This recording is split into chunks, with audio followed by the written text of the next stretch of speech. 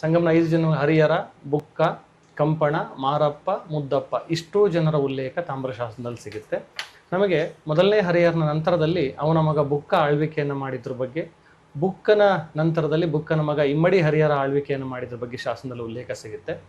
ಇಮ್ಮಡಿ ಹರಿಹರನ ಮಗನಾಗಿರ್ತಕ್ಕಂಥ 1ನೇ ದೇವರಾಯ ಈ ತಾಮ್ರ ಶಾಸನವನ್ನು ಹೊರಡಿಸಿದ್ದಾಗಿ ಶಾಸನದ ಮೂಲಕ ನಮಗೆ ಗೊತ್ತಾಗ್ತಾ ಹೋಗುತ್ತೆ.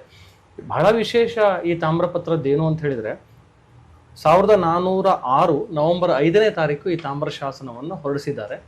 ತಾಮ್ರ ಶಾಸನದಲ್ಲಿ ಕಾಲವನ್ನು ಹೇಳುವಂಥ ಸಂದರ್ಭಗಳಲ್ಲಿ ನಾವು ಅದನ್ನ ಕ್ರೊನೋಗ್ರಾಮ್ ಅಂತ ಕರಿತೀವಿ. ಅಂದರೆ ಸಂಖ್ಯಾಸೂಚಕ ಶಬ್ದದಲ್ಲಿ ಡೇಟನ್ನು ಕೊಡಲಾಗಿದೆ. ವ್ಯಯ ಸಂವತ್ಸರವನ್ನು ಹೇಳಿದ್ದಾರೆ. ಕಾರ್ತೀಕ ಮಾಸ ಬಹುಳ ಪಕ್ಷದ ದಶಮಿ ಅಂದರೆ ಬಹುಳ ಪಕ್ಷದ 10ನೇ ತಾರೀಕಿನಂದು ಶುಕ್ರವಾರದಂದು ಈ ಶಾಸನವನ್ನು ಹೊರಡಿಸಿದ್ದಾರೆ. ಇವತ್ತಿನ ಗ್ರಿಗೋರಿಯನ್ ಕ್ಯಾಲೆಂಡರ್ಗೆ ನಾವು ಅದನ್ನು ಕಂಪೇರನ್ನು ಮಾಡಿದರೆ ಈ ತಾಮ್ರ ಶಾಸನದ ಕಾಲ ಕ್ರಿಸ್ತಶಕ 1406 ನವೆಂಬರ್ 5 ಶುಕ್ರವಾರಕ್ಕೆ ತಾಳೆ ಹೊಂದೋದನ್ನು ನಾವು ನೋಡ್ತೀವಿ.